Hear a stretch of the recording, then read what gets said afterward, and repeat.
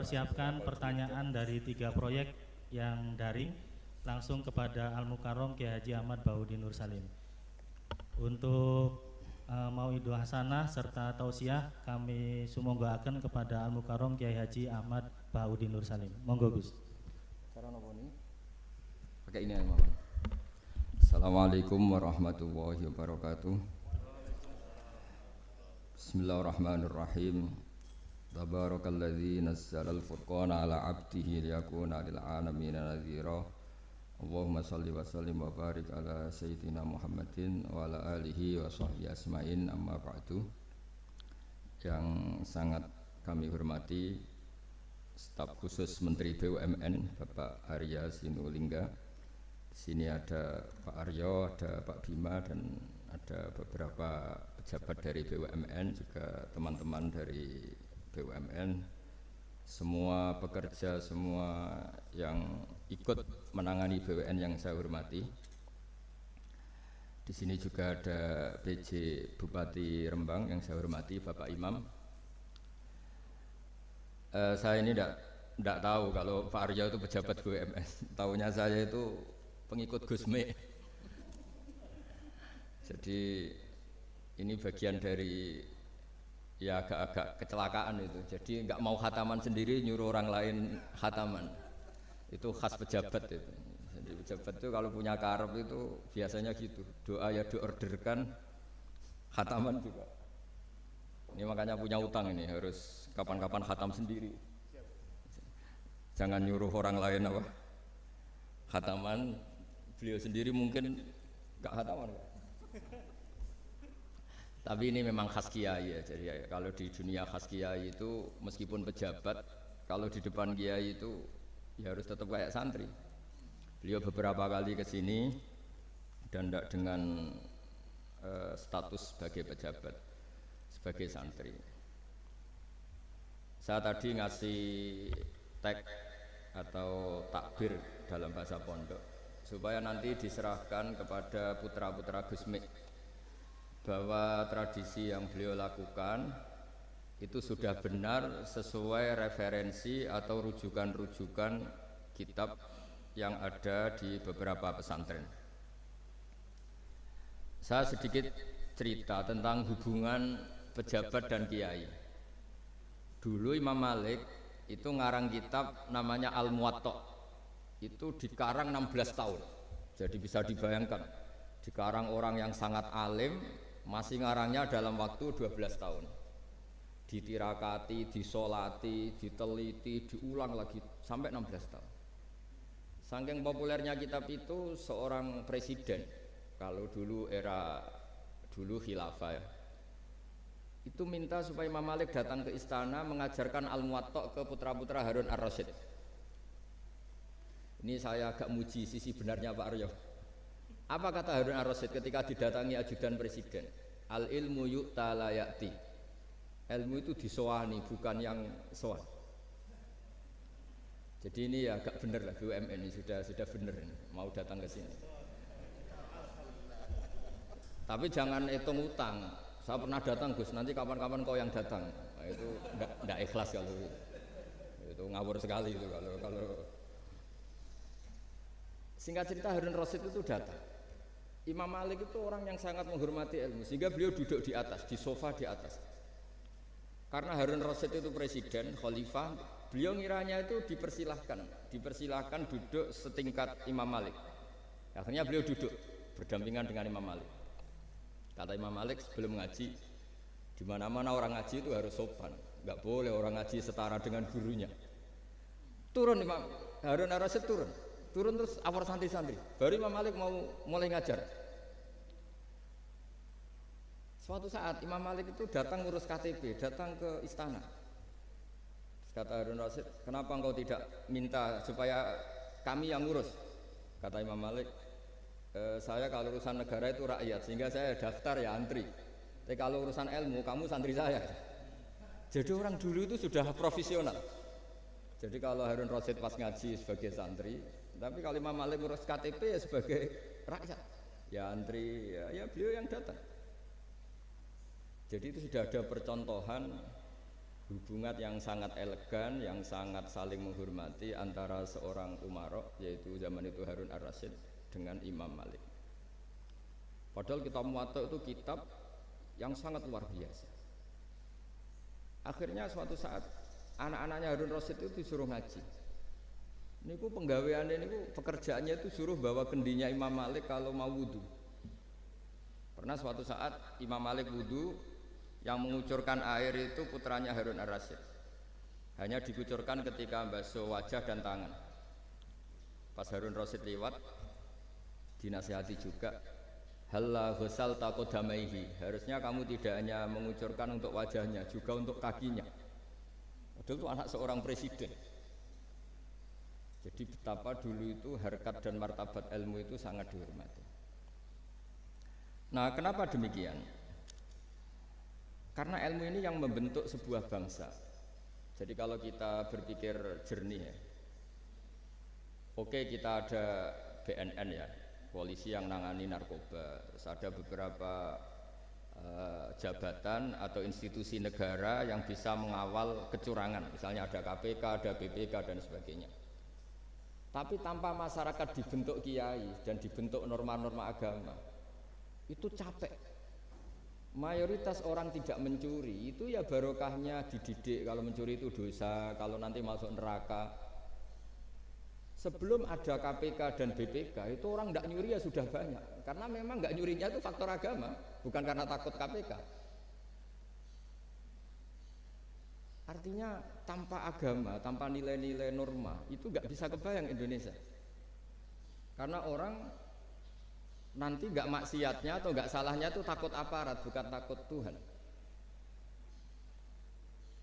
Makanya kalau guyonan anekdot khas itu, ada orang melanggar rambu-rambu, ketangkep polisi.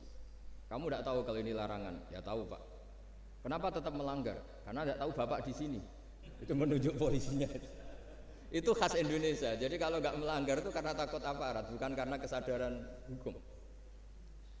Tapi kalau urusan rambu-rambu itu seperti itu. Tapi kalau urusan orang tidak zina, tidak maling, tidak korupsi, itu hampir mayoritas orang Indonesia itu karena takut azab Allah atau takut dosa. Sehingga di desa terbelakang yang enggak terjangkau polisi atau di daerah-daerah yang sangat terpencil, itu perilaku leluhur, yaitu tidak nyuri, tidak zina, tidak apa, itu ya tetap jalan. Karena mereka memang dididik oleh agama. Sehingga keinginan kita terbesar adalah bahwa sesuai konsep Imam Ghazali, al ulama wal umara tau'amani. Jadi ada sinergi lah antara ulama dan umara. Dulu biasa raja-raja itu ngaji sama ulama, tapi ulama juga biasa antri di kerajaan untuk ngurus administrasi negara. Jadi beliau-beliau ya bisa sebagai rakyat, tapi juga sekaligus sebagai guru. Karena beliau-beliau ini orang-orang yang bisa menanggalkan egonya. Lalu kenapa kerajaan dulu itu begitu kuat? Ada contoh paling populer dalam mengelola negara, yaitu Umar bin Khattab. Itu Sayyidina Umar bin Khattab, itu bajunya, jubahnya itu ada 12 jahitan, saking jeleknya. Jadi saking jeleknya itu 12 jahitan. Ada pernah seorang kiai yang cerita, ketika Baitul Maqdis itu ditaklukkan oleh pasukan Umar, itu beliau harus naik unta dari Madinah sampai Yerusalem. Karena kerajaan yang ditaklukkan itu membayangkan Umar itu seorang presiden, seorang khalifah, pasti wah. Itu ternyata pas sampai gerbang Yerusalem itu Umar itu yang nuntun unta. Karena ketika unta itu hanya satu, sama pengawalnya bilang, saya mau naik unta asal gantian. Ya 2 kilo Umar naik, 2 kilo ajudannya yang naik, sampai lepas mau pintu gerbang itu pas giliran Umar yang nuntun. Kata ajudannya, kali ini jenengan yang naik saja. Enggak, saya enggak mau bohong.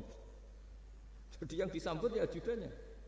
Karena ajudannya pakaiannya lebih bagus dan Umar pakai tadi jubah yang berjahit 12. Jadi betapa orang-orang dulu itu ketika jabat itu malah tasawuf. Karena tadi dipandu oleh agama. Setelah itu ada beberapa sahabat yang usul, ada pesta gitu karena ini hari kemenangan. Kata Sayyidina Umar, Inna Allaha ta'ala ayyara qauman faqala adhabtum thayyibatikum fi hayatikumud dunya wastamta'tum biha. Di antara kritik Allah kepada orang-orang yang enggak benar adalah jatah kenikmatan kamu sudah kamu habiskan di dunia, maka di akhirat sudah tidak ada jatah. Maka kata Umar, astabqi thayyibati, jatah-jatah kenikmatan saya biarkan utuh, maka tidak saya nikmati sekarang. Ini saya sekaligus minta sama BUMN, pokoknya nggak usah lah ngundang saya, ribet. Selain ribet ya soalnya ngaji saja. Saya ini jadi kiai itu ya bingung, ya sering dihormati orang, dicucuk, kadang disangoni. Kalau kadang ya mikir, nak jatah kuntek terus piye. Makanya saya tuh ya sering ngebes, ya biasa saja hidup saya. Karena saya tidak ingin jatah saya ini habis. Tapi kadang-kadang orang itu ingin berlebihan menghormati kiai. Saya berkali-kali bilang, ketika ada orang menghormati saya itu yang repot saya. Yang menghormati benar karena menghormati kiai, tapi kiainya yang masalah kan. Kalau tidak bisa ngelola hatinya jadi tamak, jadi ribet. Makanya ini kan ya sudah, saya tetap sebagai kiai ngajarkan ikhlas. Makanya guyonan di kitab-kitab dulu, kalau ada orang cantik sowan kiai itu kata kiainya, saya yang bingung. Kamu melihat saya ibadah, saya melihat kamu masalah. jadi tapi kalau kiainya agak soleh ya enak, sama-sama seneng kan. Masalahnya kita ini soleh, paling enggak berusaha soleh. Ya jadi kalau Pak Aryo sowan sini itu dia benar, sudah sopan lah sama kiai, beliau pejabat sopan. Saya yang masalah kan. Misalnya saya ke Jakarta terus ingat Pak Aryo ingin difasilitasi, saya kan jadi repot. Makanya kemungkinannya kecil, kalau saya ke Jakarta tak hubungin itu kecil dan tidak perlu tersinggung. Saya selama ini ya sering ke Jakarta ya biasa. Saya hampir per 3 bulan atau 4 bulan datang ke pondoknya Pak Kures. Ya jarang hubungi pejabat. Ya sudah, kalau mau ngaji aja. Nah, kenapa saya menekankan ikhlas? Karena ini kan acara khataman. Di antara pokok dari ajaran Quran adalah wa ma umiru illa liya'budullaha mukhlishina lahuddin. Jadi kalau sudah berani beragama ya kita harus ikhlas. Dan saya berkali-kali bilang, ikhlas itu mudah. Harus dilatih. Saya berkali-kali memberi analogi itu gampang sekali. Lama sekali kita bilang kalau yang putih itu putih. Lama sekali kita bilang yang hitam itu hitam. Itu tidak ada yang gaji. Kenapa kita mengatakan tembok ini putih? Karena memang putih. Kenapa orang mengatakan peci itu hitam? Ya karena memang hitam. Itu tidak ada yang gaji dan semuanya ngomong seperti itu. Tapi pas Anda ngomong Allah itu Tuhan, minta masuk surga. Pas hubungan dengan Tuhan itu selalu tidak ikhlas. Padahal kita biasa ngomong hakikat ini ikhlas. Kita ngomong tembok ini putih ikhlas, ngomong peci hitam itu ikhlas. Pas ngomong kalau Allah itu Tuhan minta surga. Padahal bedanya apa? Hanya sama-sama ngomong mengatakan sesuatu yang nyata. Sehingga saya berkali-kali bilang dan ini akan saya kampanyakan sampai saya mati. Di antara gejolokan Allah sama orang soleh. Jadi orang soleh itu nanti juga digojlok sama Allah. Kenapa kamu nyembah saya? Karena saya ingin masuk surga ya Allah.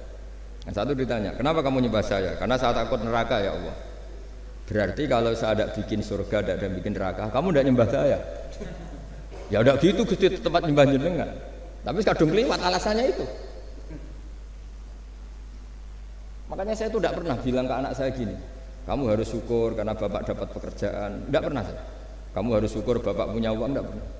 Nanti syukurnya nunggu bapak punya uang. Kalau nggak punya uang nggak bapak, ribet. Maka ini yang bupati, yang pejabat tidak usah syukuran bapak naik pangkat, bapak direktur BUMN. Nanti kalau enggak sudah pensiun sudah syukurnya hilang. Nah, karena ini kan ngaji sama kiai ya, saya ajarkan khas kiai. Saya sampai sekarang ya tidak nikmati kebesaran nama saya atau apa, karena tadi memang harus dilatih. Kalau kita bisa mengatakan putih itu ikhlas, tanpa tekanan, tanpa imbalan. Kenapa pas mengatakan Allah Tuhan harus minta surga? Padahal Allah itu tetap Tuhan meskipun tidak menciptakan surga dan neraka. Nah dari pemahaman seperti ini para mufassir itu tahu kualitas kalimat fattaquni ya ulil albab. Takutlah kepada saya. Jadi kualitas kata fattakun naro sama fattakuni itu bagi orang-orang hakikat lebih takut kalimat fattakuni. Kata orang-orang tasawuf neraka itu nanti, itu pun kita mesti masuk. Tapi kalau Allah sekarang pun sudah ada. Jadi kalau cara berpikir orang tasawuf gini. Ini karena Pak Bima mesti gak pernah belajar tasawuf, karena belajarnya nyari uang gitu. Makanya ini tak ajari cari tasawuf. Tadi sudah tak gojlok. Harus ngapalkan Quran katanya. Kalau cara berpikir tasawuf itu gini, surga dan neraka itu muajjalah, itu nanti. Kamu nyembah Allah ingin masuk surga, takut menghindari maksiat atau takut sehingga tidak maksiat karena takut neraka. Dan surga itu simbol ridhonya, neraka simbol bencinya, sukhtunya Allah. Terus kata orang-orang tasawuf cara berpikir, Allah itu sudah ada sekarang. Mulai dulu sampai sekarang Allah sudah ada. Kalau Allah sudah ada berarti Allah sekarang ya bisa berstatus ridho ke kamu atau berstatus benci ke kamu. Kenapa takutnya nanti? Wong Allahnya sekarang kok takutnya nanti? Ya sekarang juga. Kamu harus amal tuh nakdan. Nakdan tuh kes. Allahnya ada sekarang ya ibadahnya harus ada sekarang. Makanya kata orang-orang tasawuf, andaikan Allah tidak bikin surga atau neraka ya saya tetap nyembah karena surga itu simbol ridhonya. Bahwa surga itu nyata ada, ya nyata ada. Dengan segala fasilitasnya itu nyata ada. Tapi bahwa surga itu tetap kamu masuk surga karena cari ridhonya Allah. Kalau Allahnya sudah ada, berarti ridhonya sekarang sudah ada. Harus kamu cari sekarang, jangan nanti. Sehingga kadang-kadang orang yang ingin masuk surga itu ya kelasnya kelas amatir. Masyhur itu. Ada seorang wali masuk surga ketemu Allah ditanya.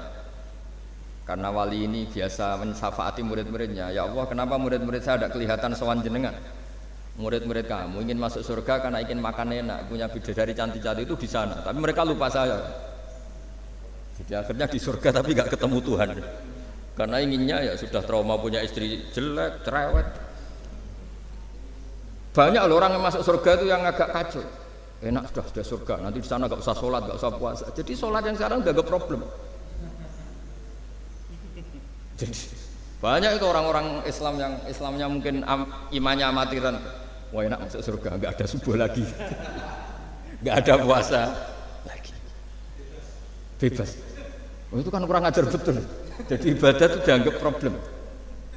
Bandingkan di cerita dunia wali itu ada wali bertanya gini, ya Allah apa di surga itu ada sholat? Ditanya sama Allah, kenapa kamu tanya gitu? Kalau tidak ada sholat mendingan saya ada di surga. Dia tidak bisa membayangkan ada kenikmatan di atas sholat. Nah kalau jinan kan nggak bisa membayangkan kalau di surga masih disuruh sholat. Sampai sekarang aja kita tahu berhentinya sholat itu kapan. Kalau sampean tanya gitu, kalau ingin berhenti sholat nggak wajib, majnun. Jadi orang gila langsung nggak wajib. Jadi artinya harus dilatih ilmu-ilmu tasawuf seperti ini supaya hidup itu nyaman. Hidup itu nyaman. Dulu Pak Imam ini ada Pak PJ Rembang. Itu dulu ada seorang raja didatangi ulama. Gimana cara saya tidak nikmati jadi seorang raja? Ulama itu nasihatinya gampang. Diomongin gini Pak Arya. Pak Raja, kalau kamu di Sahara, di padang Sahara, kemudian Anda kehausan. Kalau tidak minum satu gelas air Anda mati. Apakah? Terus kemudian yang punya air bilang gini, kamu tak kasih air, tapi syaratnya kerajaannya kasihkan saya. Kamu kasihkan apa milih mati? Wah ya milih dikasih air. Mendingan nggak jadi raja tapi hidup. Terus la tafrah bimulkin la yusawi kak samain. Kamu jangan bangga dengan satu kekuasaan, dengan satu kerajaan yang nilainya sama dengan segelas air. Akhirnya dia jadi raja yang soleh karena ternyata apa? La yusawi kak samain, tidak sama atau ya nilainya itu masih. Nah, kita yang rakyat yang tidak jabat, misalnya masyarakat, itu ya harus berpikir gitu. Orang tidak jadi bupati tetap hidup, nggak jadi pegawai BUMN tetap hidup. Tapi kalau nggak minum air itu mati. Dan rata-rata rakyat itu bisa minum air. Artinya apa? Kita dan mereka itu sama-sama punya nikmat yang pokok, yaitu sadur rumki, nikmat yang bisa mempertahankan kehidupan. Jadi nikmat selain itu tidak pokok. Sehingga orang itu bisa jadi wali. Jadi ini resep jadi wali. Jadi wali itu udah harus tirakat dalail, terus gak pernah makan nasi, itu enggak, itu keberatan. Jelas sebagai ibu-ibunya nggak mau itu, mesti nggak mau itu, mesti tidak mau itu.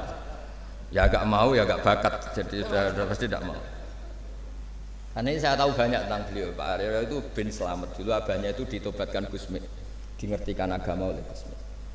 Karena beliau ingin tetap mencintai Kiai, terus korbannya saya karena Gusmi meninggal, terus mahabbahnya diarahkan ke saya. Tapi saya berdoa supaya diarahkan ke banyak kiai lah, supaya saya tidak jadi objek sasaran ya. Nanti juga repot ini. Saya tuh sering disewani orang dari Kalimantan, Sulawesi, saya ingin idolakan jenengan, saya ingin dekat dengan jangan. Saya sudah lah pakai kiai lokal di sana aja, jadi sampai tidak ganggu saya. Terus kiai lokal di sana juga tidak mahjub oleh saya, kata saya. Saya teruskan. Jadi dulu para raja itu dilatih oleh ulama, termasuk dilatih begitu. Kamu punya kamar 1000, kalau tidur per 5 menit ganti kamar, karena eman sudah dibikin kok nggak dipakai. Nggak juga, punya kamar 1000 yang dipakai hanya satu. Ngapain punya 1000 yang dipakai hanya? Punya baju satu lemari yang dipakai hanya satu. Apa mentang-mentang bajunya 5 terus pakai rangkepan sampai 5. Punya mobil 5 yang dipakai ya satu. Jadi orang dulu itu dilatih sebegitu. Sehingga dulu itu tidak ada raja kecuali punya penasehat. Zaman belum Islam ada resi, kalau setelah Islam ada ulama. Sehingga mereka bisa menertawakan kerajaan. Maksudnya dianggap biasa. Ada seorang raja ditanya ulama, khas seorang raja itu apa? Merintah tidak bisa diperintah. Terus si ulama ini tiap pagi itu datang ke atas gunung, cari tempat paling tinggi terus mutolaah kitab. Setelah mutolaah kitab ya wasik ya, kayak saya kalau belajar ya asik. Ngalang-ngalain jagungan sama pegawai BUMN kalau saya sudah belajar. Terus dia bilang, enaknya apa jadi raja? Saya di sini nggak ada yang memerintahkan saya, berarti saya dengan raja sama. Dan kelebihan saya juga tidak ada yang ganggu. Kalau raja masih banyak yang ganggu. Artinya bisa mengolah. Kalau sekarang enggak. Banyak kiai yang melihat pejabat itu kayak gimana? Wong kok mulyane ngono, buka pintu aja nggak pernah. Mulyane kayak gitu. Yang jenis ini dia rugi, sudah iri, nggak punya kenikmatan sendiri. Ulama dulu itu bisa mengelola kenikmatannya sendiri dengan cara seperti itu. Makanya masyhur Sayyidina Ali itu kalau malam itu diantara sebab beliau tambah dekat sama Allah. Itu diantara wiridannya itu bukan kayak wiridan kita itu enggak. Wiridannya begini. Ya Allah, kafani izzan antakuna li robban wa kafani fakhron an akuna laka abdan. Saya sebagai manusia ini sudah sempurna, punya Tuhan engkau, Tuhan yang maha dahsyat, maha top. Kayak apa nyesalnya saya kalau punya Tuhan hanya sebuah batu, hanya pahatan batu, atau Tuhan yang mati, atau Tuhan yang kelaparan. Wa kafani fakhron an akuna laka abdan, dan saya ini bangga karena jadi hambamu. Jadi orang dulu itu nyembah Allah itu tidak harus dengan kalimat subhanallah akbar, tapi punya kesimpulan yang menjadikan mereka ini nyaman dengan Allah. Abu Yazid Al-Bustami itu diangkat jadi wali setinggi-tingginya, itu diantaranya itu kalau wiridan bilang gini, ya Allah kenapa engkau ngasih makan saya, ini aneh. Kenapa engkau ngasih minum saya, itu aneh. Di mana-mana orang memberi itu ada kepentingannya. Misalnya majikan bayari karyawan karena ada kepentingannya. Malah kalau di fikih itu agak absurd. Fikih itu hubungan suami istri itu agak kacau kalau dalam fikih. Lelaki itu tidak wajib nafkahi istrinya kalau tidak ngasih. Jadi kayak agak-agak transaksi. Dan istrinya punya hak nggak mau diajak kalau nggak dikasih nafkah. Jadi makanya dulu Mbah Mun kalau ngajar saya fikih itu ngajari wong perhitungan. Jadi maksudnya wong ambek bojo kok perhitungan. Tapi di mana-mana hubungannya orang itu begitu.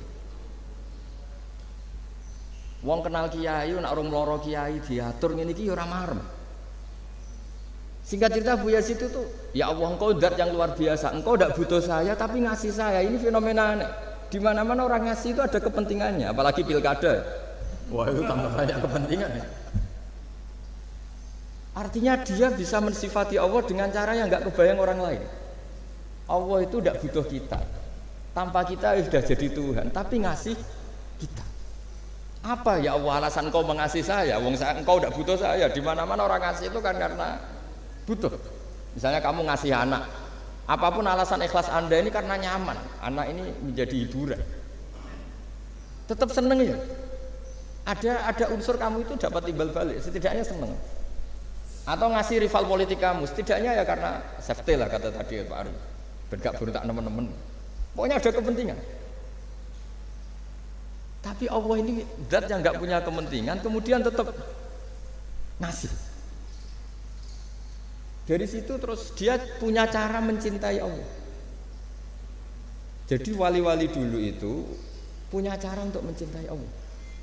Dengan cara seperti itu. Makanya ada wali yang nangani orang-orang macam-macam. Kayak Gusme itu masyhur, dia nangani orang fasik, orang macam-macam. Dulu itu ya ada seorang wali itu jadi wali karena beli narkoba. Tapi bukan untuk diminum, untuk dimusnahkan. Tapi kalau sekarang nggak mungkin karena narkoba harganya sudah miliaran, triliunan. Kalau dulu mungkin. Jadi ceritanya itu kampung dulu kan terpisah-pisah oleh gunung oleh apa. Singkat cerita si wali ini setiap ada bandar narkoba dulu pakai homer kalau dulu arak dibeli sama dia, dibeli terus setelah agennya pergi dilarungkan pokoknya dibuang begitu terus. Suatu saat si pengedar narkoba ini heran, kampung situ itu selalu tak kirimin homer kok gak ada yang mabuk, tapi dibayar cash. Malah si orang ini meninggal wangi, ternyata dia tidak ingin kampungnya itu mabuk sehingga dicegat di jalan supaya homer ini tidak sampai ke kampung. Nah, sekarang kan tidak mungkin narkoba semahal itu. Tapi apapun itu kembali ke ulama dan umaro. Alhamdulillah di Indonesia itu ulama ya mati-matian supaya generasinya tidak terlibat narkoba dengan cara ditakutkan neraka. Umaro juga melakukan itu dengan cara ditakutkan penjara. Nah, ini yang kita sama-sama ulama wal umaro tahu aman. Kita kerjasama dengan kapasitas masing-masing. Jadi penting sekali ngaji seperti ini supaya kita tahu bahwa khazanah-khazanah kita tentang dekat sama Allah itu macam-macam. Ini khusus ijazah ini sama Pak Bima Pak Aryo itu. Dulu Kiai Hamid Pasuruan terkenal wali. Dan di antara wirid dan dzikrul filin ada beberapa kata yang dari Kiai Hamid. Jadi dzikrul filin itu kalimatnya utamanya dari Gusme Mbah Ahmad Siddiq, tapi ada beberapa kalimat yang dari Kiai Hamid Pasuruan. Saya tahu banyak lah karena bapak saya juga temannya Gusme dan mbah saya kandung sepupu sama Mbah Hamid. Itu kalau ada orang sepuh-sepuh Pak Bima kayak jenengan Pak Aryo disuruh ngapalkan Quran, ya mereka protes. Masa saya hafal Pak? Sudah lah pokoknya ngapalkan. Ada yang 2 juz mati, 1 juz mati, karena ya sudah sepuh. Suatu saat ada ulama yang tanya, kenapa Mbah Hamid? Biar kamu dalam perjalanan di dunia tercatat ini bercita-cita hafal Quran, sehingga kalau mati berstatus man salaka thariqan yaltamisu fihi ilman sahalallahu lahu thariqan ilal jannah. Orang yang mati berorientasi ingin ngaji. Tapi kalau kamu tidak punya orientasi ngaji kan di otak kita andaikan direkam Allah. Loh, coba hati kita andaikan direkam Allah, ingin kaya, ingin punya gunung, ingin punya alpat, ingin punya ini itu. Coba kalau itu nanti disetel di akhirat. Tapi kalau kamu ingin ngapalkan Quran kan setidaknya pas disetel ya keren. Ingin hafal Quran meskipun tidak hafal-hafal gitu. Ingin hafal ini tapi meskipun nanti kalau malaikatnya drengki ditambahi meskipun. Tapi insya Allah malaikat tidak ada yang drengki. Tapi andaikan kita nanti tidak punya cita-cita ngaji, itu rekaman kita hanya itu, ingin mapan, ingin kaya, ingin menguasai dunia. Betapa malunya kita kalau rekaman itu kita dengar di depan Allah. Padahal nanti niat ini yang dihitung. Famangkanat hijratuhu ilallah wa rasulih fa hijratuhu ilallahi wa rasulih. Orang yang orientasinya hijrah itu meninggalkan yang buruk menuju yang lebih baik, hanya untuk Allah dan Rasul, maka ya dihitung ke sana. Jadi misalnya Pak Bima, Pak Aryo ngapalkan Quran, hafal-hafalnya. Tapi berarti perjalanannya ini mencari ridhonya Allah, itu ditulis. Tapi kalau kita orientasinya ingin mapan, ingin sejahtera, ya ditulis. Ini ingin punya rumah 2, ingin punya rumah di berbagai provinsi. Ini coba kalau itu nanti direkam. Terus ditanya Allah, inginnya kamu apa sih di dunia? Dan itu bisa menjadi status kita. Ngeri kan? Kita ketemu Allah dengan status tidak pencari Allah dan Rasul, tapi pencari kemapanan. Itu cara Mbah Hamid untuk mendidik supaya orang itu orientasinya kepada Allah dan Rasul. Disuruh ngapalkan. Ini Pak Aryo cerita, bapaknya hanya disuruh ngapalkan apa? Rabbana dalam sana. Itu semalam nggak hafal apa. Dan alhamdulillah nggak hafalnya ditiru anaknya. Susahnya kemarin pas ngaji sama saya di kamar saya punya kantor di depan rumah saya. Ya nggak hafal apa. Bener-bener konsisten. Jadi dulu bapaknya itu ketemu Gus Mek di hotel, dia diajarin semalam nggak hafal. Akhirnya hafal lagi. Ya, tapi nunggu sekian tahun mungkin. Jadi yang penting, jadi ulama dulu itu pinter cara menuntun umat menuju Allah dan Rasul. Diajarin. Akhirnya ada dzikrul ghafilin. Penting orang itu menuju Allah dan Rasul. Setidaknya kalau direkam itu nanti saya ingin ya Allah dapat ridhomu. Kalau malam ilahi anta matlubi, ilahi anta maqsudi wa ridhoka matlubi. Meskipun semalam hanya dilafatkan sekali, setidaknya Allah mencatat, ya Allah engkau yang kami cari, ridhomu yang kami cari. Kalimat itu kalau terulang-ulang itu menjadi mental dan lama-lama jadi status. Daripada sebelum tidur, kapan ya sugih. Dari Pak Bima, kapan gak jadi anak buah. Engkau nanti yang menteri ya mikir, semoga gak kena reshuffle, gitu terus pikirannya. Nah ini kan kalau ngaji saya menyinggung, yang salah tidak saya, si ngongkor ngaji sopo. Saya makanya saya santai saja. Sampai kecewa malah bagus lah, karena tidak ngel-ngelo saya lagi. Saya dalam hal ini itu anut mazhabnya Imam Syafi'i. Imam Syafi'i itu, saya punya kitab, namanya Diwanus Syafi'i. Itu kalau orang tidak senang itu paling bagus menurut saya. Pak Imam Syafi'i, separuh kampung tidak senang jenengan. Ya bagus lah, kalau nggak senang tidak akan utang duit, nggak pinjam mobil. Wong nggak seneng itu kan nggak mungkin pinjam uang. Saya pernah ketemu seorang bupati cerita ini, nggak perlu saya sebut. Bupati aktif. Setelah saya cerita ini, terus Gus saya ingin ketemu jenengan 4 mata. Setelah ketemu saya lucu. Saya akan cerita. Di antara wasiat bapak saya itu unik Pak. Hak ngelola wong gedeng gue enak. Sing ribet itu ngelola wong seneng. Jadi ngelola orang benci itu mudah. Yang ribet itu ngelola orang senang, itu mahal sekali. Itu dulu saya tidak paham. Bareng kenal wong seneng ngel-ngel no. Nak sing ra seneng kan sudah selesai. Akhirnya Imam Syafi'i dan separuh kampung ini tidak seneng jenengan. Ya bagus lah. Mereka tidak akan utang saya, minta tolong saya. Artinya orang dulu itu jadi yang seneng dikelola untuk teman kebaikan, yang nggak seneng dianggap menjadi harga itu murah. Singkat cerita terus bupati ini datang ke saya cerita. Yang jelas gak bupati Rembang, gak ada cerita di bawah beduk. Cerita, iya Gus. Rival politik saya ketika saya kalahkan itu selesai. Tapi mitra politik nganti saya kira barbar. Jadi orang dulu itu segampang itu ngelola kehidupan. Artinya yang seneng ya penting, kita butuh mitra. Yang gedeng ya nggak apa-apa lah. Barokahnya gedeng itu tidak ganggu anda kan. Asal sing gedeng aja dukun sandat ribet itu kalau nanti dijajal. Ketika Imam Syafi'i diceritain orang yang tadi nyium tangan jenengan, yang sama jenengan diluk hormat, di luar itu memaki-maki jenengan. Kata Imam Syafi'i, baguslah, berarti saya wibawa, di depan saya tidak berani. Jadi beliau seenteng itu melihat dunia. Jadi orang dulu itu makanya mereka gampang jadi wali karena radhiyallahu anhum wa radu an. Jadi orang yang melihat Allah itu sudah ridho ya sudah. Nabi Musa itu kekasih Allah, kalimullah. Itu orang Israel. Itu yang gedeng yo ngel-ngel no, yang seneng yo ngel-ngel no. Malah paling ribet kalau ngadepi orang Israel. Singkat cerita Nabi Musa itu bilang gini, ya Allah, kasih saya ijazah yang dengan ijazah itu orang terbungkam semua tidak bisa ngeritik saya, tidak bisa mencibir saya, tidak bisa ngata-ngatain saya. Jawabnya Allah itu lucu. Ya Musa, hadza syai'un lam asna'hu li nafsi, fa kaifa asna'hu bika. Aku pangeran sing salah paham akeh, pemen aku mau nabi. Aku iku pangeran sing salah paham mbek aku wae.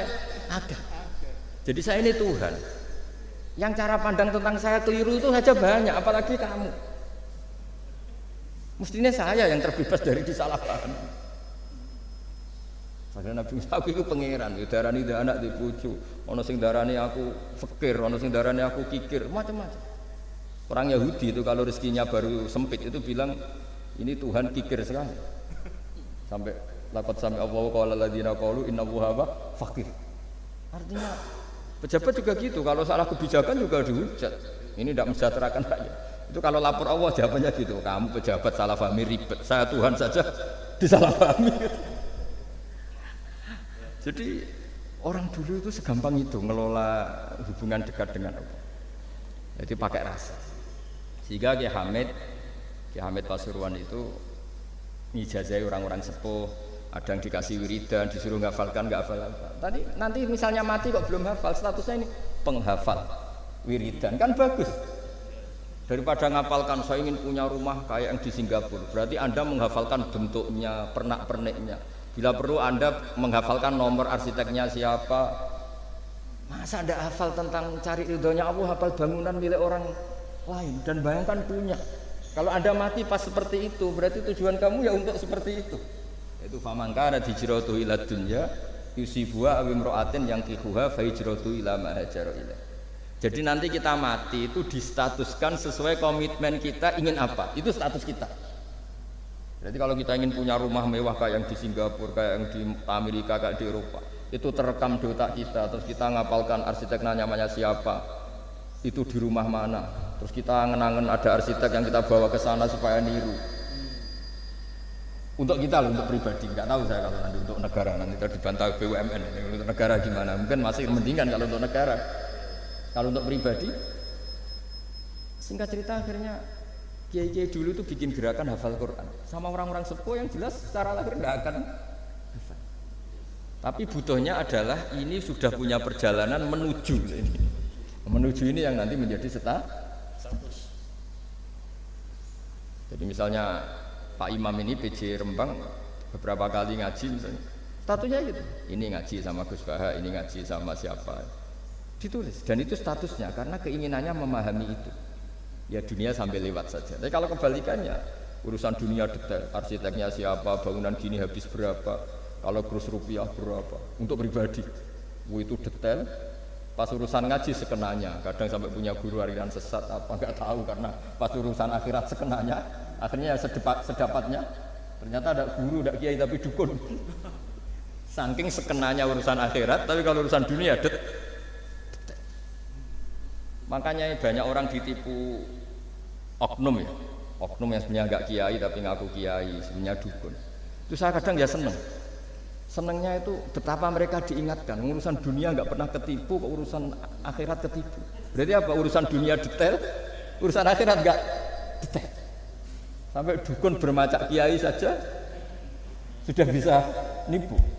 Sementara kontraktor asing yang mau nipu tidak bisa karena dia ngerti detail jejak rekamnya apa gitu. Tapi kalau nyari kiai sekenanya, ini tidak nyindir ngomong fakta. Ya cobalah itu diangen-angen lagi. Terus ini yang terakhir, ini khusus pada teman-teman saudara-saudara kita yang nangani khatamannya Gusme. Saya tadi ngasih naskah ke Pak Aryo supaya sampai ke beliau-beliau. Saya yakin beliau-beliau sudah punya, tapi supaya ini tambah mantap bahwa kita saling menguatkan. Ini saya baca ya. Ini kitab yang dipakai referensi tim lajnah penerbitan mushaf Arab Saudi dan seluruh dunia, termasuk saya. Jadi tradisi khataman kita, tadi kan kita bicara khataman. Ya saya ulang lagi, tradisi khataman kita itu kan justru ditutup dengan wa ulaika humul muflihun. Ya. Jadi tidak minal jinnati wan nas tapi diakhiri wa ulaika humul muflihun. Jadi khataman kita misalnya minal jinnati wan nas, biasanya yang baca Quran terus baca Fatihah, terus awal Baqarah sampai wa ulaika humul muflihun. Nah tujuannya adalah supaya kalau apa itu khatam itu memulai lagi. Ya kalau langsung An-Nas minal jinnati wan nas berarti dia bangga dengan berakhirnya baca Quran. Pertanyaannya, dengan Anda ketemu Allah, seneng ya jagunganmu aku sebar. Betapa buruknya kita jadi hamba. Kayak kita dulu ketika ngaji, nah baru hure ngajine wis bar. Berarti nganggo guru problem. Makanya bangsa Indonesia itu ya agak lambat pinter karena sekolah juga ada agak problem. Pas masuk merengut, waduh sekolah. Pas bubar seneng, waduh ke sekolah. Jangan-jangan kita sholat juga gitu, ono adzan, waduh wis adzan. Jadi ini belum makam wakuroto ini fis sholat. Padahal cirinya orang baik itu menikmati sholat itu. Ciri utama suka ilmu ya nikmati pelajaran. Enggak, ini pelajaran bareng guru. Waduh, udah gitu matematika lagi. Waduh. Nah, kita baca Quran harusnya asik karena di situ munajat sama Allah. Ketika selesai harusnya nyesal. Waduh, baru asik sama Allah kok sudah selesai. Dan Allah punya alasan untuk menyalahkan kita karena kita misalnya baru seneng-senengnya pacaran misalnya, kan tidak mau akhir. Kenapa pas seneng Allah seneng berakhir? Nanti kalau kamu ditanyakan gitu tidak bisa jawab. Nah, pakai analogi itu makanya jangan pernah merasa akhir kalau baca Quran. Minal jinnati wan nas, terus baca Fatihah, terus memulai lagi. Wa ulaika humul muflihun. Sebagai bukti ya Allah, ini khataman sementara. Tapi saya akan berlanjut lagi, terus dimulai betul.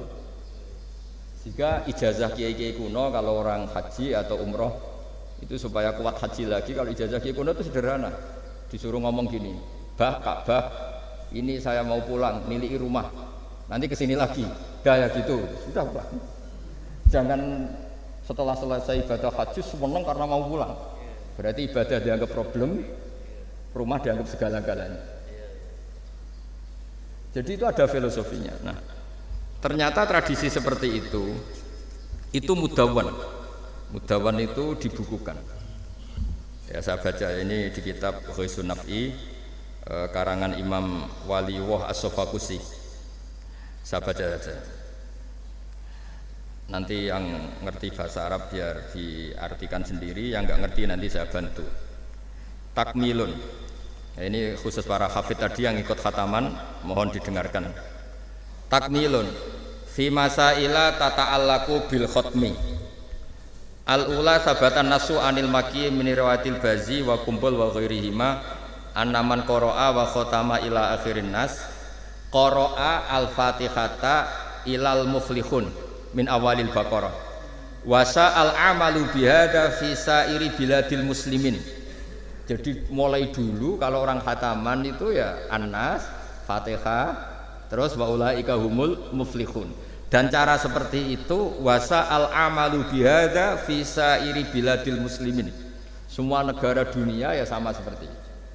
Hanya tradisi yang dilakukan bapak saya sampai semua guru-guru kita, guru Quran, termasuk yang di Jantiko dulu, sama sih dulu namanya Jantiko, lama-lama mantap ya.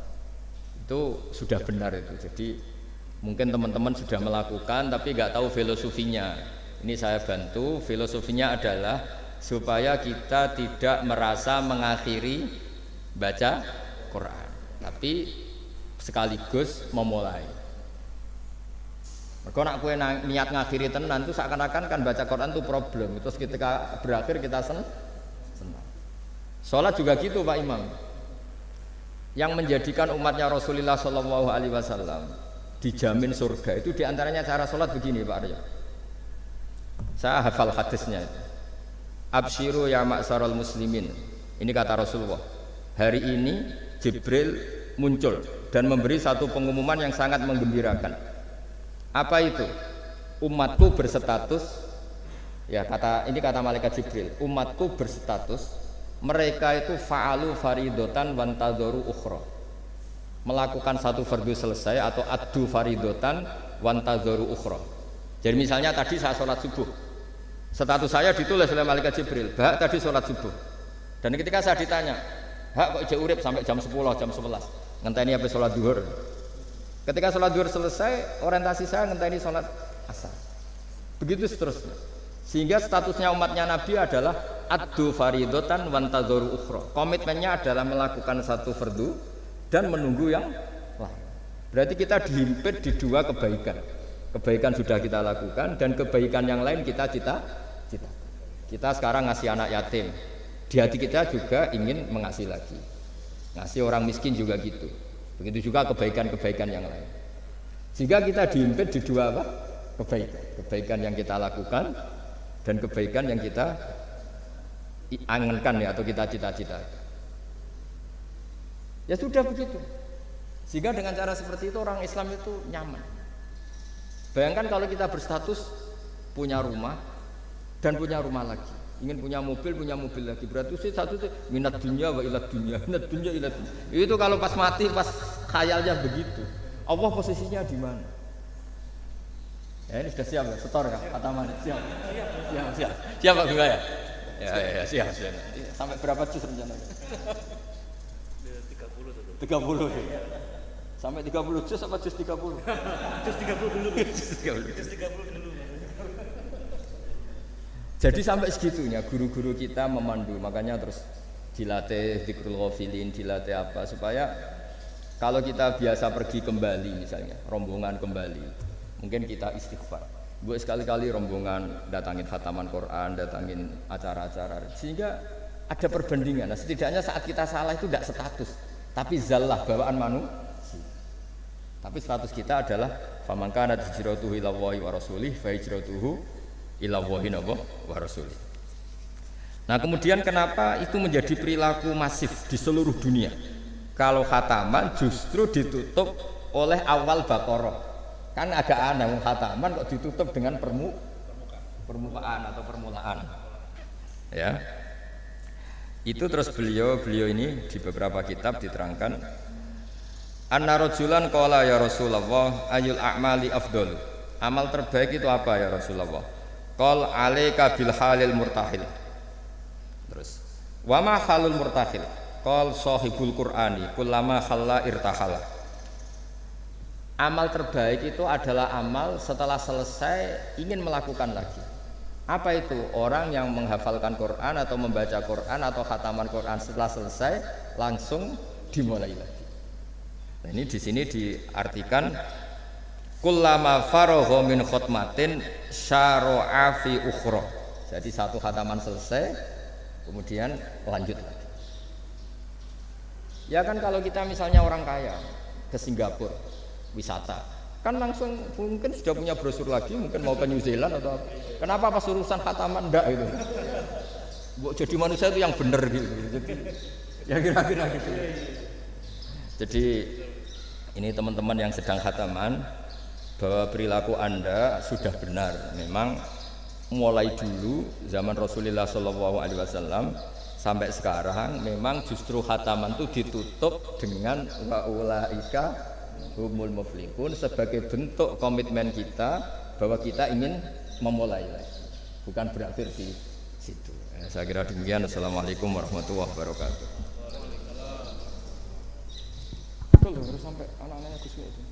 Terima kasih Gus Baha atas segala tausiahnya. Alhamdulillahirabbil alamin. Banyak hal yang bisa kita dapatkan dari tausiah beliau. Mudah-mudahan semua menjadi pijakan kita untuk terus berbuat kebaikan dan mewujudkan akhlak sebagai core value BUMN dalam keseharian kita berlandaskan Al-Quran. Untuk selanjutnya tanya jawab, mungkin panitia bisa menampilkan zoomnya dua. Yang pertama dari Aljazair, Pak Haidar yang khataman dari Aljazair, bisa ditampilkan zoomnya untuk bertanya langsung ke beliau. Kan lebih cepat kalau. Silakan, Pak Haidar.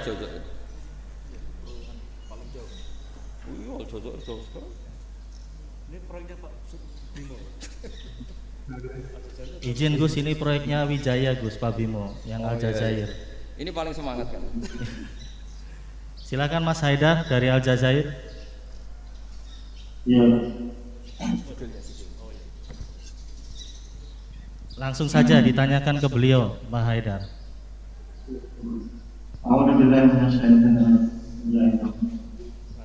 Assalamualaikum warahmatullahi wabarakatuh. yang saya sangat menghormati Gus Baha, kemudian Pak Arya, Pak Bimo, dan teman-teman panitia pengajian, kemudian rekan-rekan dimanapun berada. Izinkan saya memperkenalkan diri. Nama saya Haidar Kusdinar, asli dari Bandung. Kemudian instansi saya di PT Wijaya Karya. Kami di sini sama teman-teman sedang membangun 3.950 unit rumah kita di Indonesia. Alhamdulillah kami semua berada dalam kondisi sehat walafiat. Amin. Walaupun kondisi pandemi yang dari lunak. Ini kan ini agak lambat sampainya. Alhamdulillah tim kami sekitar 103 orang dan kami bagi kemarin dari hari Senin dari mulai gladi resik dan hari Senin tanggal 12 kami rapat terkait dengan kegiatan ini. Kami langsung membagi tim gimana caranya supaya taman ini semua bisa merasakan atau bisa semua lokasi, karena di sini ada 3 lokasi, ada di Air Betul, ada di Kemis Wiliana, sama di atas ke barat, 4 lokasi. Alhamdulillah kami sudah rekam dan kami bagi-bagikan secara langsung. Sebenarnya ini membawa keberkahan buat kami, khususnya Wijaya Karya, semuanya, seluruh BUMN, Karya, PP dan sebagainya. Mau sesuatu terkait dengan inisiasi saya doang dan yang dengan keberadaan kita telah tanyakan. Pernah di Libya juga. Buat bikin Allah, baik dengan saya bertanya. Untung nggak kena tembak. Pertama adalah tadi sebagian sudah ada paparan khusus ternyata mengenai pertanyaan saya. Pertama adalah kiat-kiat khusus bagaimana kita bisa istiqomah dalam keadaan konsisten Islam. Konsisten dalam berbuat, berucap, bertingkah laku sehingga benar-benar terjaga keberadaan diri. Terjaga dari apa? Dari terjaganya adalah dari mohon maaf. Segala sesuatu yang Allah tidak diridhoi, terutama dalam keberadaan kami di sini tetap konsisten. Ada dalam dua aturan tadi saya mohon mencermati ada kata-kata yang luar biasa dari Gus Baha. Salah satunya adalah jalankan aturan yang sudah benar-benar jelas. Lakukan, ya, jelas. Kemudian dari saya catat adalah dengan rasa takut kepada Allah Subhanahu Wa Taala. Ini yang saya coba cermati, ternyata inilah salah satu jawaban yang mungkin. Kita ingin hal-hal yang lain mungkin Gus Baha arahan dan terkait dengan poin-poin yang lain mungkin bisa mengenai kepada kami yang hadir di tempat ini. Khususnya adalah tetap ada dalam konsisten, ada dalam aturan Allah Subhanahu Wa Taala. Pertanyaan kedua adalah bagaimana caranya agar senantiasa kita itu rindu kepada Allah dalam kondisi apapun Gus Baha. Terutama adalah kerinduan bertemu dengan Allah Subhanahu Wa Taala dan bertemu dengan Rasulullah Sallallahu Alaihi Wasallam. Ini dua pertanyaan yang mohon maaf mungkin bisa mewakili kami yang ada hadir di sini, jauh dari keluarga, kemudian jauh dari anak istri, dengan kondisi seperti ini. Karena kadang-kadang kita kalah dengan kondisi yang ada, yaitu rasa takut melebihi rasa takut kepada Allah Subhanahu Wa Taala. Itu mungkin Gus Baha pertanyaan kami di ada jahit di sini. Kami di sini jam 3 subuh Gus Baha, perbedaan dengan Indonesia adalah 6 jam. Kami tadi jam 2 subuh sudah standby dan teman-teman sudah mempersiapkan. Alhamdulillah hari ini pada kesempatan baik ini ternyata kami sudah bisa menjalankan dan bareng-bareng bersama teman-teman. Assalamualaikum warahmatullahi wabarakatuh. Terima kasih Kang Haidar. Mungkin pertanyaannya curhat ini Gus. Jadi yang pertama, beliau ini muhibinnya Gus Baha. Jadi langsung kita tayangkan supaya bisa face to face begitu dengan Gus Baha. Yang pertama yang ditanyakan mengenai bagaimana kunci istiqomah Gus.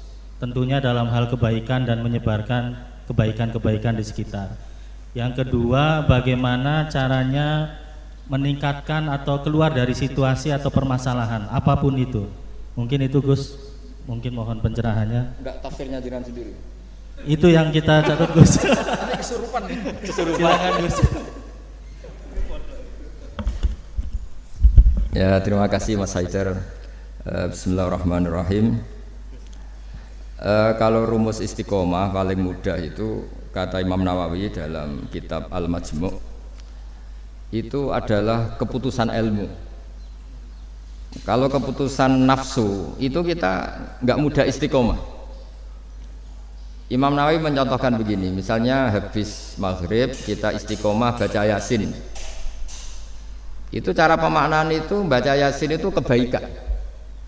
Sehingga nanti kalau kita batalkan karena anak kita sakit atau karena ada orang tua kita sakit, kemudian kita ke rumah sakit mengantarkan, ini juga tidak mengganggu istiqomah baca Yasin. Karena maknanya adalah baca Yasin kebaikan, ditinggalkan untuk kebaikan yang bentuknya lain. Jangan seperti istiqomah versi ghairu ahlil ilm yang dikatakan orang-orang yang tidak ahli ilmu. Sehingga kadang cara berpikir, ya tetap maca Yasin senajan to makmu wis kejet-kejet gitu. Nah, itu akhirnya kan kayak Islam itu jadi sadis. Jadi demi istiqomah meninggalkan ibadah sosial. Maka banyak ulama mengatakan istiqomah itu ya kebaikan ke kebaikan yang lain, kebaikan ke kebaikan yang lain. Makanya saya bilang istiqomah itu adalah keputusan ilmu. Itu kata Imam Nawawi. Sehingga dalam banyak hal saya beri contoh. Hidup ini baik apa enggak? Ya baik, karena hidup ini menjadi mazru'atul akhirah. Referensi kita masuk surga dan neraka itu berdasar kehidupan sekarang ini. Berarti hidup ini spesial. Kita surga ya diputuskan ujian di kehidupan ini, neraka juga iya. Berarti kehidupan ini spesial. Tapi suatu saat kita pasti mati, dan mati itu baik enggak? Ya baik. Baiknya di mana? Ya kamu sudah tidak bisa maksiat lagi. Sehingga Nabi itu cara berdoa itu indah sekali. Allahumma ahyini ma kanatil hayatu khairan li wa tawaffani ma kanatil wafatu khairan li. Allahumma ij'alil hayata ziyadatan li fi kulli khairin wal mauta rohatan li min kulli syarrin. Segampang itu Nabi melihat kehidupan dan mati. Mengajarkan kita, tentu mengajarkan kita. Ya Allah, jadikan hidup ini, anggap saja saya ini masih menambah budi-budi kebaikan. Kalau saya mati, anggap saja ini berakhirnya semua maksiat saya. Mungkin sekarang kita ada zina, mungkin sekarang kita ada korupsi, tapi potensi itu tetap ada. Yang bisa mengakhiri potensi itu apa? Ya mati. Maka mati itu tidak problem bagi orang-orang baik. Kalau sampai anggap problem berarti agak kurang baik. Jadi sehingga ya hidup itu ya biasa, mati. Saya ini termasuk kiai muda yang nggak pati takut mati, ya biasa. Hidup ya mau, mati ya mau, ya biasa aja. Karena begitu indah ajaran Nabi. Ij'alil hayata ziyadatan li fi kulli khairin wal mauta rohatan li min kulli syarrin. Dan kalau ada kematian berarti anggap akhir dari segala keburukan. Maka berkali-kali saya ngomong, orang-orang alim dulu itu sudah pinter. Kalau ada bandar narkoba, penjahat mati, itu tetangganya tetap disuruh bilang, ini orang baik, dia saksikan dia. Tetangganya protes semua, baiknya di mana orang nakal gitu. Padahal kiainya bilang baik kan sudah mati, tidak bisa apa-apa sudah. Artinya ada sisi kebaikan dalam kematian, yaitu segala keburukannya, bahkan potensi keburukannya menjadi berakhir. Jadi masalah nikmat juga gitu. Orang berharap bisa hidup itu sesuai rencananya, tapi ketika dapat musibah tidak siap. Tapi apa panduan Nabi? Ajaban di amril mu'mini inna amrohu kullahu khairun in asobatu na'ma syakara fakana khairan lah wa in asobathu dharra sobaro fakana khairan lah. Orang mukmin itu selalu baik. Kalau dapat nikmat syukur ya baik, dapat ujian sabar juga baik, kenanya baik terus. Makanya saya berkali-kali bilang hubungan dengan istri itu ya gampang. Saya berkali-kali bilang kalau pas harmonis ya baik, namanya harmonis ya baik. Pas tukaran juga baik. Ibadahnya tinggal sabar. Dulu banyak orang jadi wali itu karena istrinya cerewet. Jadi termasuk resep jadi wali itu istrinya cerewet. Kalau secara ekonomi saya sering bilang, kalau harmonis malah minta ke mall, kalau sedang tukaran malah enggak, murah tukaran sebetulnya. Artinya orang dulu itu ngelola kehidupan tuh gampang sekali. Bodoh juga gitu. Saya pernah ada civitas akademika dari UGM cerita saya. Biasanya kampus-kampus besar kan menghormati orang yang prestasi. Saya bilang ke beberapa profesor, ya cocokkan lah. Kalau dalam pandangan kiai gimana, Gus? Ya anak-anak yang nggak pinter tuh ya bagus. Barokahnya nggak pinter masuk desa-desa tertinggal, akhirnya menghidupkan di desa tertinggal. Kalau pinter inginnya di Jerman, terus dapat beasiswa, malah kadang-kadang nggak mau pulang. Barokahnya nggak pinter mau di desa-desa terbelakang, akhirnya merata pembangunan di Indonesia. Di dunia kiai juga gitu, kadang yang alim paling jadi ketua MUI atau apalah. Barokahnya ada alim dia di desa tertinggal, kelasnya pendiri masjid. Artinya kalau dalam pandangan Islam itu semua itu ada hikmahnya. Jadi Allah bikin orang ada yang bodoh itu sudah direncanakan. Barokahnya bodoh itu mau di desa terbelakang. Kalau enggak bodoh enggak mau dia. Ya itu cara Allah untuk menyebarkan kebaikan. Ya ini kan fatwa ala kiai, sampean jangan buka. Wah ini berarti bikin itu Gus, berarti orang bodoh ya hebat. Ya memang hebat, Allah sudah merencanakan, tapi ya jangan dimasifkan. Orang bodoh jumlahnya sudah banyak, tidak usah ditambah. Tapi ini cerita, terus sampean Allah itu sudah punya rencana. Sama lagi Allah itu sudah punya rencana. Jangan sampai kita ini nggak tahu rencana Tuhan. Makanya akhir dari kesimpulan orang-orang itu, orang-orang baik, subhanak Rabbana subhanak Rabbana ma khalaqta hadza batilan subhanaka faqina adzabannar. Semua yang Engkau ciptakan itu tidak ada yang sia-sia. Saya pernah di Korea, ini pengalaman saya. Itu rata-rata saudara kita yang ke Korea itu kan nyari uang. Ternyata setelah di sana nggak ada masjid, ya do bikin masjid, kadang nyewa. Itu cara Allah untuk menyebarkan Islam di Korea, kadang ya lewat pekerja itu. Dulu Indonesia sejarah yang terkenal ada Islam ya ada orang ingin kaya terus dagang ke Indonesia, orang Gujarat. Gara-gara dagang ke Indonesia terus kenal orang pribumi karena bawaannya orang Muslim ya mengkampanyekan Islam terus ada Islam. Jadi sederhana.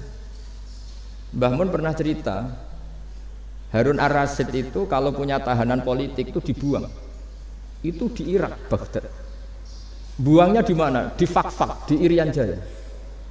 Makanya di Fakfak itu banyak imigran turunan apa? Arab. Itu dulu itu rival politiknya Harun Ar-Rasyid. Ketika di sana melihat orang Irian tuh pakai koteka itu bilang Urian terus jadi Irian itu.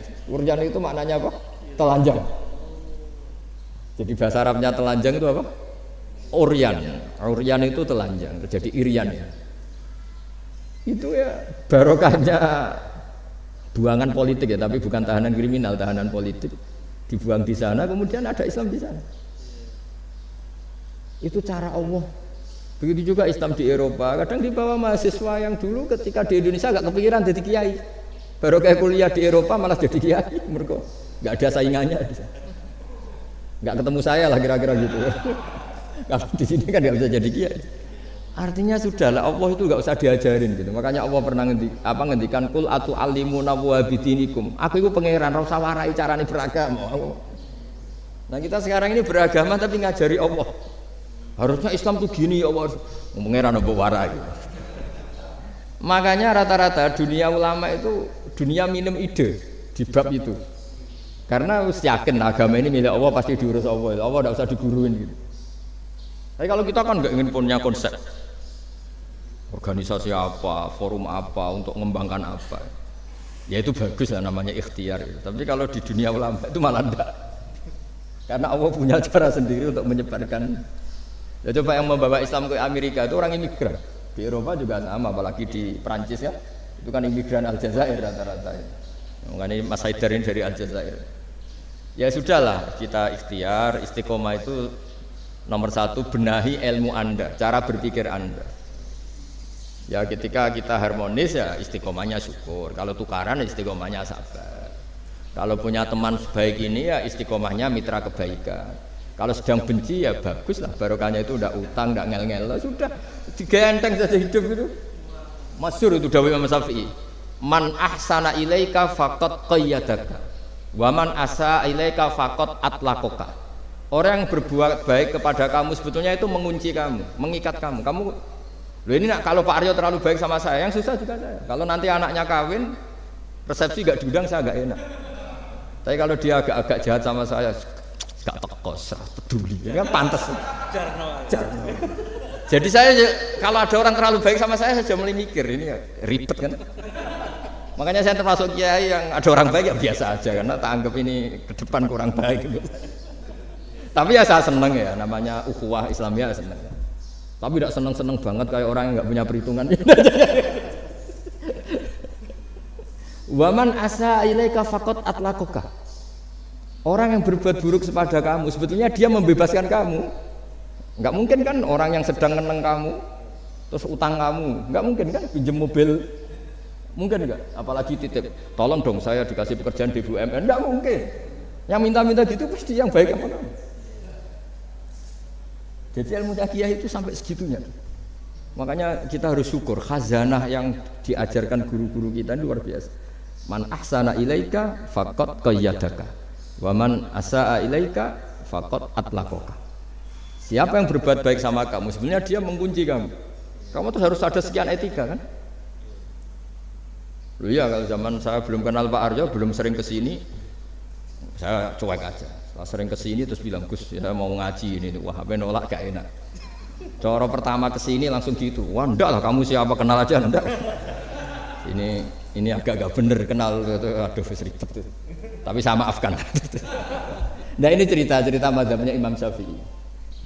Makanya hubungan suami istri kalau sedang harmonis malah saling curiga. Ada apa ini kok baik? Saking susahnya nyari baik ikhlas itu sehingga kalau bupati juga gitu, ada orang kok terlalu baik mesti mikir ada apa ini. Artinya gini, kalau kita dengan ilmu itu ngadepi sesuatu enteng saja. Barokahnya misalnya Mas Haidar di Aljazair, saksinya banyak. Kalau kita tidak pernah ke sana kan saksi sujud kita hanya Indonesia. Nanti kalau Mas Haidar ketemu Allah kan keren. Kamu pernah sujud? Pernah Gusti. Saksinya Indonesia dan Aljazair. Karena bumi yang tempat kita sujud menjadi apa? Saksi. Semakin sering kemana-mana saksinya semakin banyak. Sehingga dalam waktu sholat itu ada aturan disunatkan untuk sholat sunat itu tempatnya berganti-ganti atau bergeser-geser. Karena saksinya tuh kayak tambah banyak. Bahkan ada yang ekstrim sampai nggak mau pakai sajadah. Saksi sajadah itu tidak meyakinkan, mendingan keramik. Sampai segitunya ada yang ekstrim ini. Kan lebih keren. Kalau sajadah kan hanya selembar kain. Ya, tapi nanti sajadahnya kan bilang, saya tidak bisa berdiri sendiri tanpa ada bumi. Akhirnya mau tidak mau buminya akan ikut bersaksi. Terus yang terakhir gimana? Sudah gitu ya? Ya tadi itu kan dengan cara pandang seperti itu kan selesai sendiri. Misalnya Anda baru umpatin tetangga atau anak buah atau pimpinan kan pakai mazhab Syafi'i, bagus lah. Nah, ya tadi kalau kurang baik kan fakot atlaqo membebaskan kamu. Ya itu sudah jawaban. Wah ini moderatornya. Pak Sultan ini masalah Pak Sultan. Baik, terima kasih Mas Haidar. Jadi nanti kalau kurang jelas bisa diputar YouTube-nya. Yang penting kuotanya cukup dan wifi-nya kenceng begitu ya Gus ya. Terima kasih. Selanjutnya karena satu pertanyaan, satu lagi, minta tolong panitia bisa disambungkan ke yang khataman di Aceh. Sekalian aja sama yang Merauke ya. Tapi satu pertanyaan saja singkat. Punya cita-cita misalnya ingin bikin masjid atau ingin bikin meskipun nggak kesampaian, itu status Anda.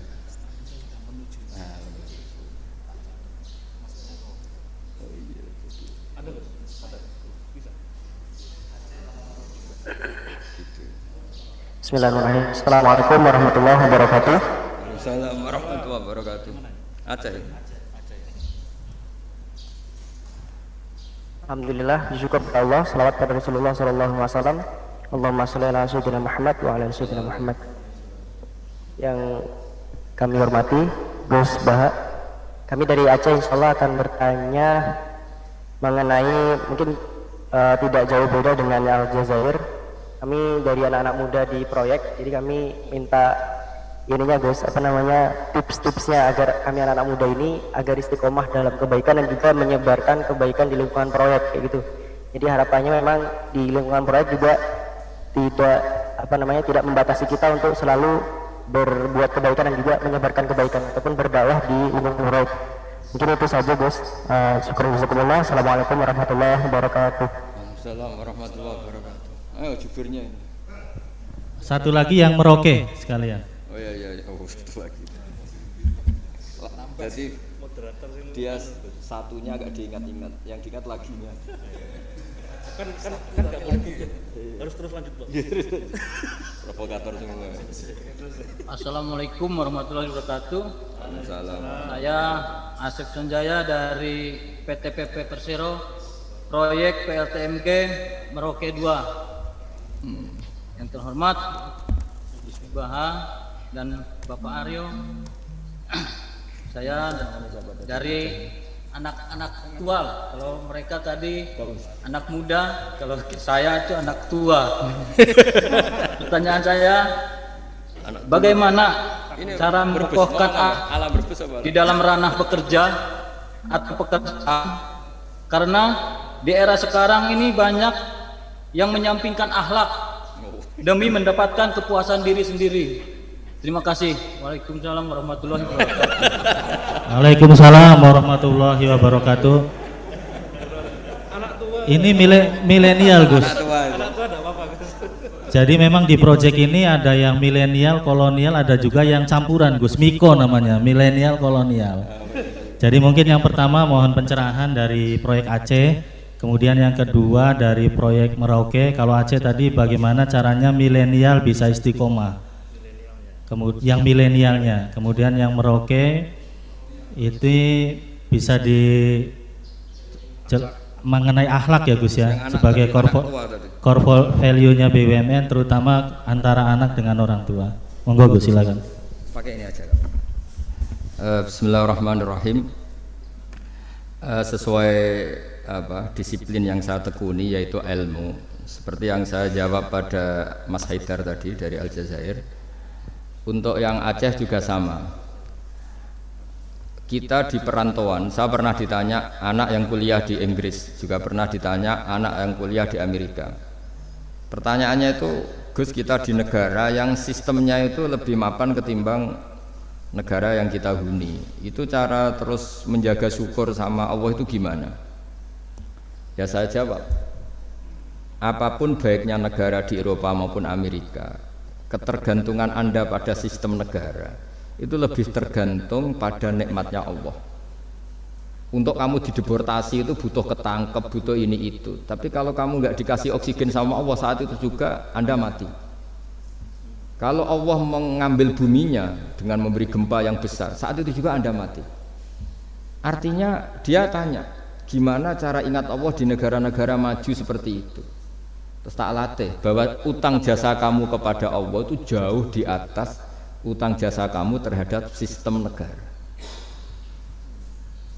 Artinya oke lah kita ngakui sistem negara itu baik, kita juga loyal sama negara. Tapi kenapa orang Islam selalu disuruh uzkuru wa dzikron katsira, ingat Allah sebanyak-banyaknya? Karena nikmatnya Allah memang jauh lebih banyak. Kita dapat uang BLT itu ada prosedurnya, setidaknya dimiskinkan dulu, didaftar dulu. Tapi kalau dapat oksigen sekarang juga, kita tidak pernah setor miskin sama Allah, sudah dikasih. Kita pakai buminya Allah, tidak setor kebutuhan dulu, status apa, langsung dikasih, langsung pakai, nggak bayar lagi. Nah semakin kita berpikir seperti itu, maka utang jasa kita kepada Allah semakin banyak. Akhirnya dengan demikian kita fasih, kita mengatakan Alhamdulillah, melafadzkan Alhamdulillah. Sehingga di surat Waqiah Allah melatih kita seperti itu. Nahnu khalaqnakum falaula tusaddiqun. Yang menciptakan kamu itu kita, saya, maka kamu harus begini.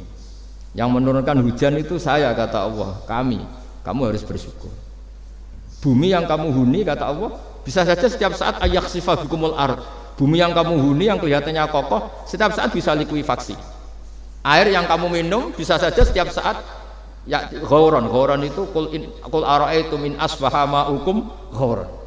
Dengan melihat seperti itu, bumi yang kita huni ternyata enggak posisi aman. Setiap saat Allah bisa membuat likuifaksi. Nah, dengan cara seperti itu kita akan tahu betapa ketergantungan kita kepada Allah Subhanahu wa ta'ala, sehingga mudah ingat Allah terus menerus. Ya dengan cara tadi baca wiridan-wiridan yang diajarkan guru-guru kita, termasuk yang ada di kitab-kitab Dzikrul Ghafilin dan sebagainya. Lah yang untuk anak tua tadi juga sama seperti itu. Meskipun di bumi Papua, kalau kita ingat itu pasti ketergantungan kita pertama pada Allah Ta'ala. Makanya Allah itu mengancam untuk orang yang tidak ingat kepadanya. Ancamannya itu ekstrim. Malam yardo bi qodoi walam yaskur na'mai. Ini hadis lengkapnya. Walam yasbir ala balai falyatlub robban siwai wal yakhruj min tahti ardi wa samai. Siapa yang tidak ngakui saya sebagai Tuhan, kata Allah, nggak apa-apa, kata Allah. Kamu nggak ngakui saya sebagai Tuhan, kata Allah, nggak apa-apa. Tapi jangan nempat di bumiku. Itu bikinanku, nggak bikinan BUMN. Bumi itu nggak bikinan BUMN. Wah, itu aja sudah pusing, kamu diancam fal yakhruj min tahti ardi wa samai. Sudah, kamu nggak apa-apa ngakui saya ada Tuhan, nggak apa-apa, kata Allah. Tapi jangan nempat bumiku. Terus kamu nempat di mana tuh? Ngontrak ada. Ya gitulah kira-kira cara. Yaitu lagi-lagi saya bilang, karena saya nekuni ilmu, ya saya jawab dengan cara ilmu. Nah, terus beberapa kiai dengan cara suruh ngelafatkan kalimat thayyibah tertentu. Tapi itu pun nanti muaranya itu ilmu. Karena kalimat-kalimat itu menjadi baik dan berkualitas juga berdasar ilmu. Ya, makanya saya bilang supaya mudah ingat Allah, caranya gimana? Semua yang kita pakai itu milik Allah. Maka terima kasih utamanya kepada Allah. Ya, saya kira demikian. Semoga ini barokah, barokatul ilm, terutama barokatul Quran. Assalamualaikum warahmatullahi wabarakatuh. Waalaikumsalam warahmatullahi wabarakatuh. Alhamdulillahirabbil alamin, kita sudah mengikuti seluruh rangkaian pengajian Gus Baha. Kami berharap bahwa kegiatan ini bisa rutin dilakukan seterusnya karena nanti Pak Aryo dan Pak Bimo akan izin agar sering matur Gus Baha untuk pengajian berikutnya, Gus. Dan ini sesuai dengan pesan dari Gus tadi bahwa mengaji itu tidak boleh diakhiri tapi harus terus dilanjutkan. Saya kira itu Bapak Ibu sekalian yang dirahmati Allah.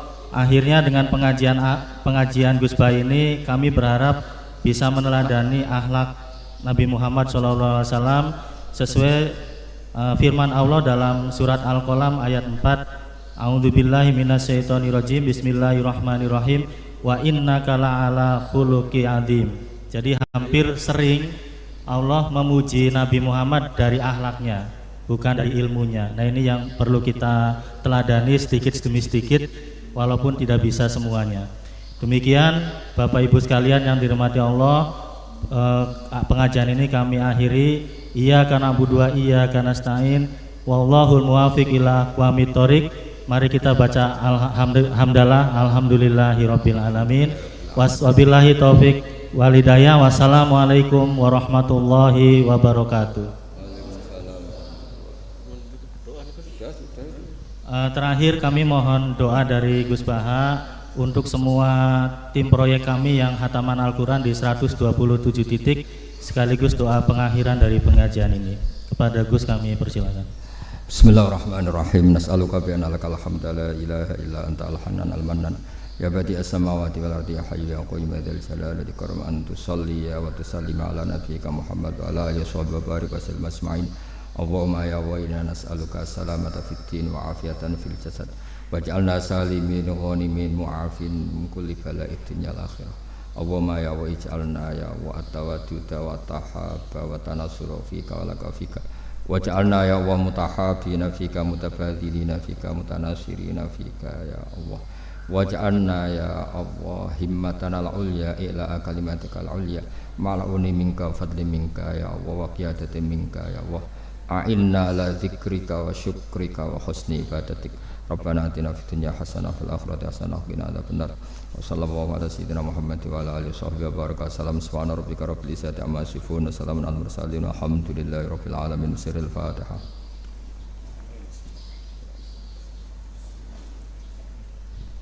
Alhamdulillah, selamat datang kepada Pak Wagub Jawa Tengah Gus Yasin. Berkenan pengajian ini dari Forum KIAC BUMN Konstruksi, Gus. Mudah-mudahan kami terus bisa menyebarkan kebaikan-kebaikan di komunitas kami. Terima kasih. Wassalamualaikum warahmatullahi wabarakatuh.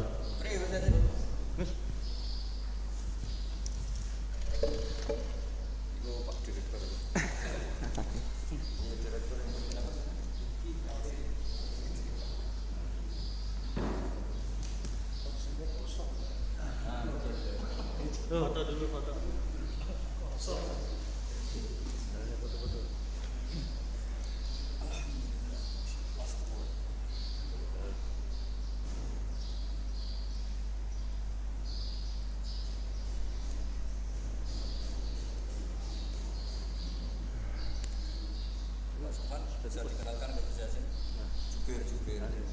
Baik, terima kasih. Kami di acara ini Gus mengadakan hataman Quran di 127 titik dari Aceh sampai Merauke, dari Manado sampai Ciamis, kemudian dari Afrika Utara, Aljazair, dan semua proyek yang dikelola ini oleh 15 BUMN konstruksi yang tergabung dalam forum KIHC BUMN konstruksi. Mudah-mudahan kultur seperti ini bisa kita terus kembangkan dan lanjutkan, dan mudah-mudahan diridhoi Allah Subhanahu wa taala sebagai amal kebaikan kami semua. Amin amin ya rabbal alamin. Mungkin dari Pak Wagub ada sedikit sambutan atau pengarahan. Kami persilakan Pak Wagub.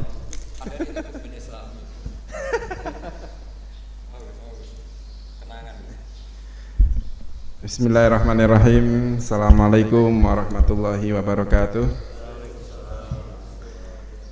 Alhamdulillah wassalatu wassalamu ala rasulillah wala hawla wala quwata illa billah. Amma ba'd. Yang kami muliakan dan takdimkan para kiai, wabil khusus beliau Gus Bahauddin.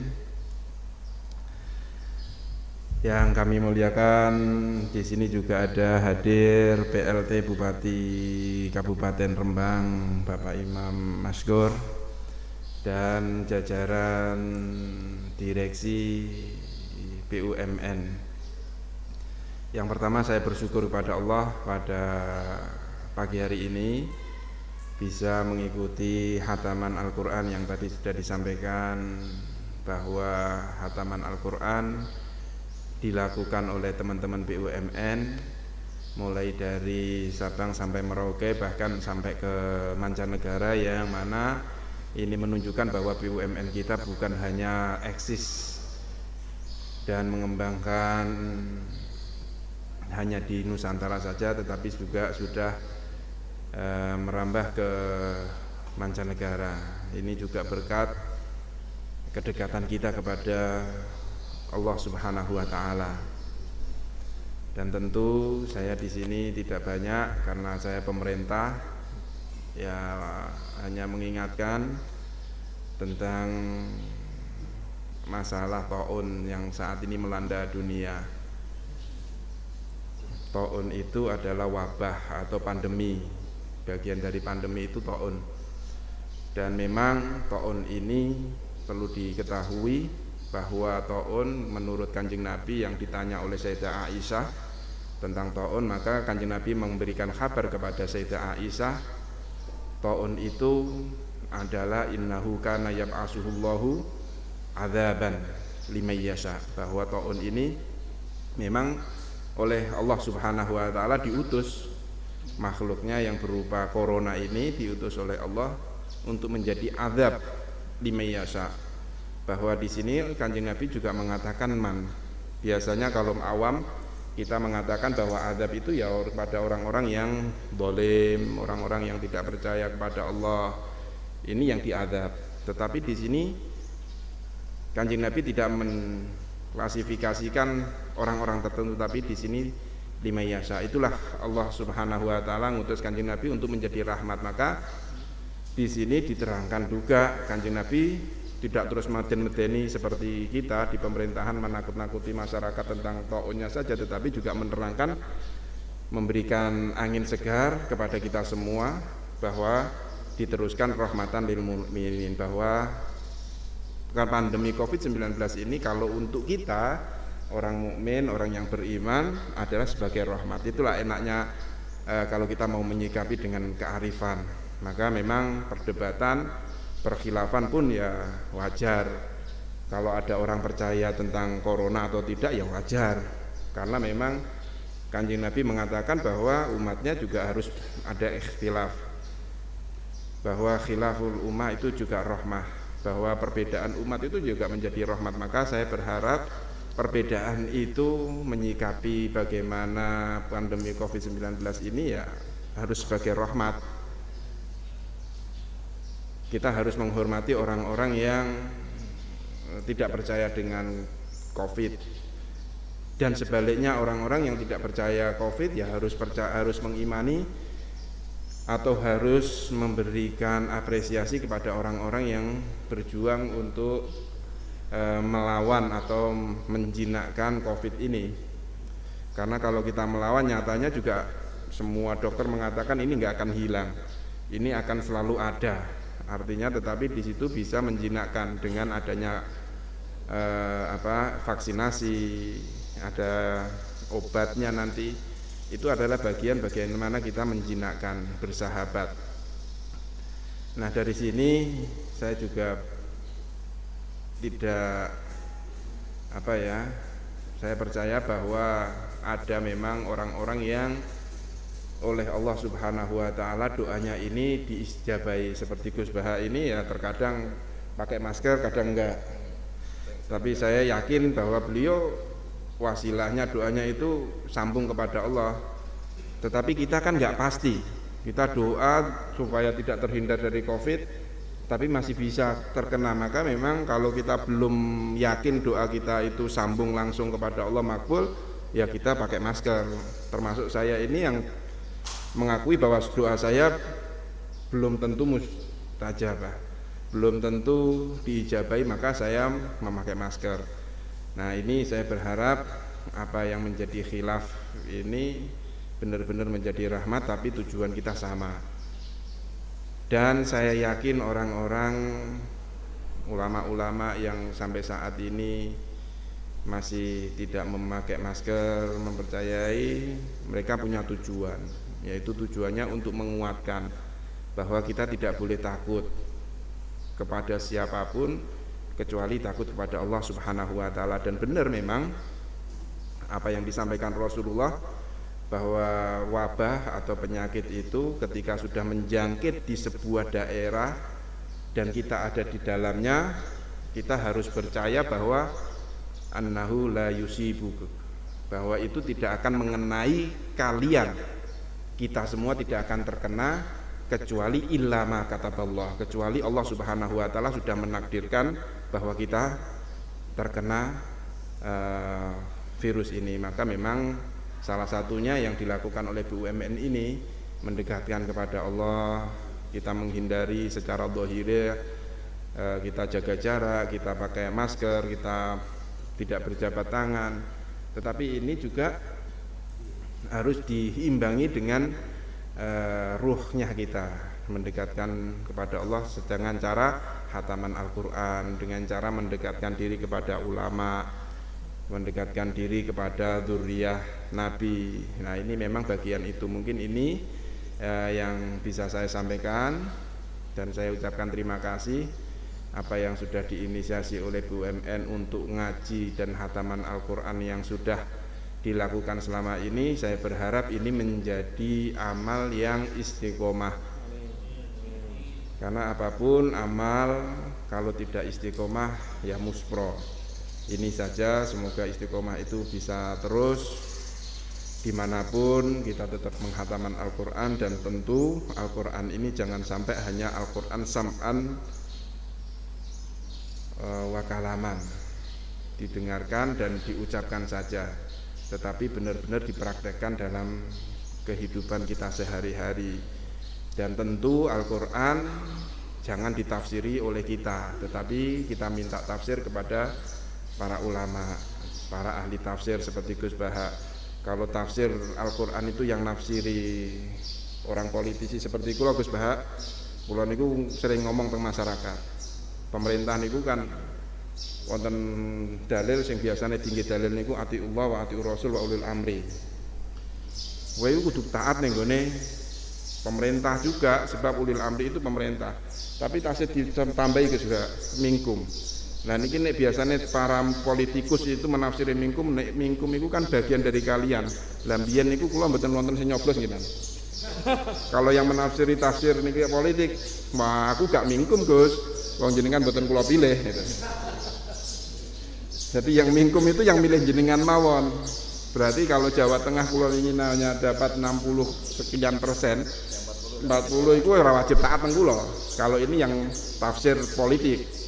Tapi karena tafsir itu yang menafsirkan bukan politik tapi ulama, maka kembali bahwa mingkum itu ya yang sama, tetap syariatnya dijalankan, ibadah tetap melakukan, ngatur undang-undang juga tidak menghilangkan sisi-sisi agama. Maka kalau itu dilakukan ya kita harus sam'an wa ta'atan.